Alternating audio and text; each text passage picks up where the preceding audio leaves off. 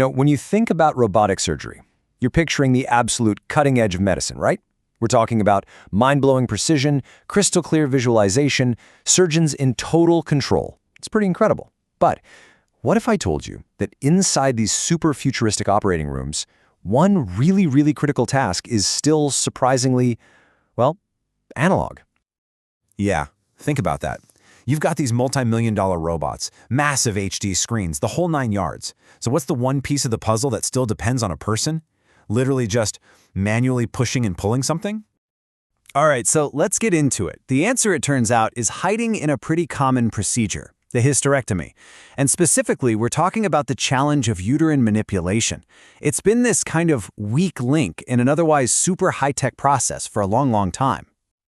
Okay, so here's how it works now. You've got the lead surgeon at the console, and then you have an assistant in the room who's manually holding and moving a device to position the uterus. The surgeon has to give verbal commands for every single move. And this introduces what you might call the human variable. You've got communication delays, movements that aren't always perfectly consistent, and let's be real, assistant fatigue is a big deal in long surgeries. The key thing here is the surgeon is just directing. They're not directly doing the work. And let's be super clear here. This isn't some minor detail. Uterine manipulation is crucial. It's all about getting the perfect view, the perfect angle to do the surgery safely. Think of it like a mechanic trying to work on an engine. If you can't see what you're doing, things get dangerous. So getting that positioning just right, it is absolutely key.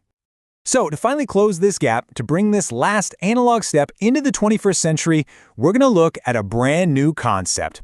It's designed to seamlessly integrate with the robotic system. It's called InvisiGrasp. And as you might have guessed, it's a surgeon-controlled solution. And here it is. This is the concept for the InvisiGrasp device. Now, right away, you can probably see its unique shape. It's not designed to be held by a person. Nope.